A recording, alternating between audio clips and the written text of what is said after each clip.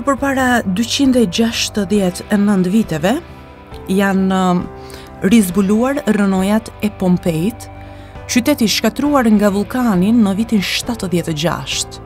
Këtë rizbulim e bëri inxhinieri spanjoll Alcubierre. Objektet e mbuluara nga hiri i vulkanit ishin ruajtur për shekuj, për shkak të mungesës së ajrit dhe lagështisë, duke krijuar një pasqyrë jashtëzakonisht të hollësishme të jetës në një qytet romak të asaj periudhe. Gjuhëtarë si Theodor Kraus mendojnë se rrënja e fjalës Pompei mund të jetë fjala etruske Pompe, 5, çka sugjeron se komuniteti përbëhej nga 5 fshatra ose 5 fise. Pompei ka qenë një destinacion i rëndësishëm turistik në Itali për më shumë se 250 vjet.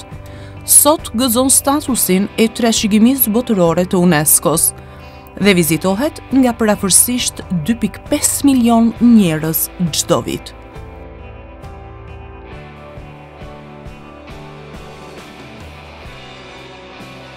Në vitin 1966 në Kinë filloi revolucioni kulturor.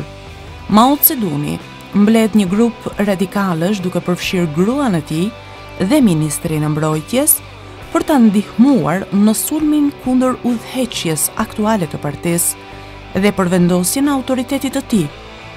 Për të nxitur kultin e personalitetit të Maos, gjatë fazës së parë të revolucionit kulturor, ministri i mbrojtjes u kujdes që libri i vogël i kuq me citatet të Mao Zedongit të shtypej dhe shpërndahej mes miliona kinezëve.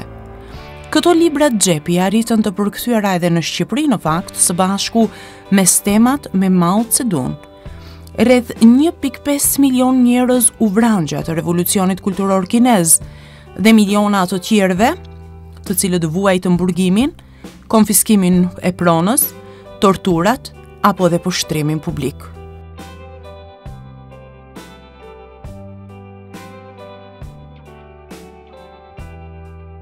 Filloi lufta e Bosnjës si rezultati i shpërbërjes së Jugosllavisë.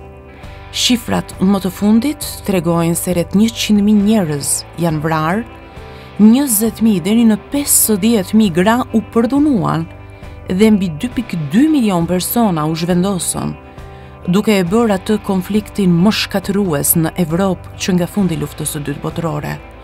Pra 1 prill i vitit 1992 është datë historike për Bosnjën, e cila u përball me një luftë ashpër për një periudhë 3 vjeçare.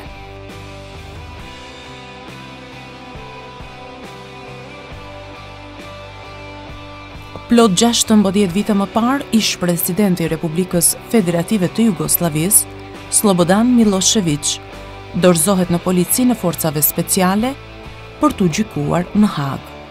Miloševići u arrestua në datën 1 prill dhe në qershor u dërgua në Hag në gjykatën ndërkombëtare për ish Jugosllavin, ku u përball me akuzat për gjenocid, krime lufte e krime kundër njerëzimit gjatë luftrave në Bosnjë dhe në Kosovë.